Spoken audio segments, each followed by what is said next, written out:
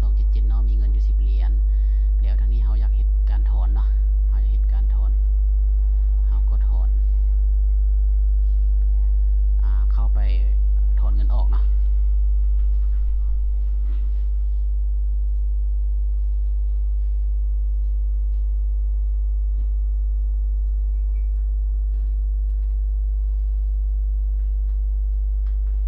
เข้าไปถอนเงินออกแล้วทีนี้เขามาเลือกตัวนี้เนาะเลือก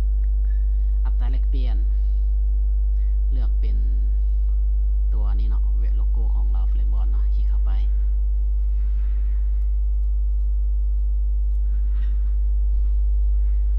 คลิกเข้าไปแล้วบัดนี้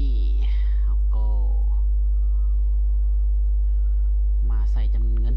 นี่เราเลือกบัญชีก่อนเนาะว่าเอาออกจากบัญชีเงินออกจากถอนเงินออกจากบัญชีใดเนาะ71252277คลิกเข้าไปกดตีจำนวนเงินเข้าไปเนาะโอเค10 เหรียญถอนออก10 เหรียญเราเฟลบอร์ดอันนี้ปล่อยเนาะอันนี้ให้เป็นเราเฟลบอร์ดไว้คือเก่าเนาะวันนี้ก็เอาพินโค้ดมาใส่พินโค้ดนี้จะอยู่น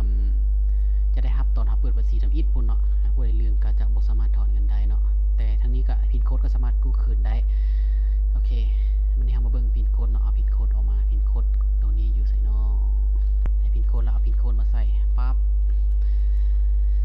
ยืนยันการถอนเงินเรียบร้อยเนาะวันนี้มันจะมีวันนี้เราจะท่าได้ครับมาขั้นตอนนี้เราจะท่าครับรหัสมันจะมีรหัส1มาทางอีเมลเนาะเราจะได้เอารหัสจากอีเมลนั้นเราต้องเข้าไปอีเมลของเราแล้วก็เอารหัสตัวนั้นอยู่ในอีเมลมาตีใส่กล่องนี้เนาะวันนี้เราไปเบิ่งรหัสอยู่ในอีเมลก่อน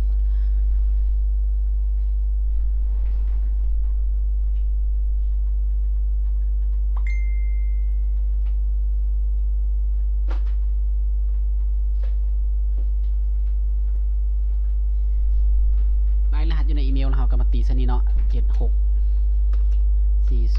รหัสที่มาส่งมาทางอีเมลนี้จะบ่คือกันดักเทื่อเนาะเราเหตุการณ์ถอนเท่าใดจะมีรหัสส่งมาเท่านั้น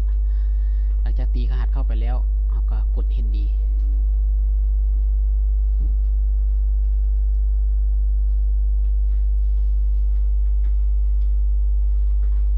เรียบร้อยเนาะ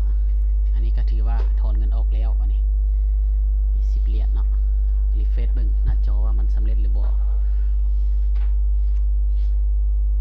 โอเคอันนี้มันไหม้นี่เนาะมันยังบ่สำเร็จเนาะอันนี้แสดงว่ามันยังบ่สำเร็จมันยังเป็นไหม้อยู่ถ้าสำเร็จแล้วมันจะเขียนว่ายืนยันจังซี่เนาะคือตัวสีเขียวๆเนี่ยเนาะเงินเข้านี่มันจะเห็นเนาะนี่เขียวๆนี่แสดงว่าสำเร็จอันนี้มันกำลังตั้งรายการอยู่รอท่าให้มันเปลี่ยนจาก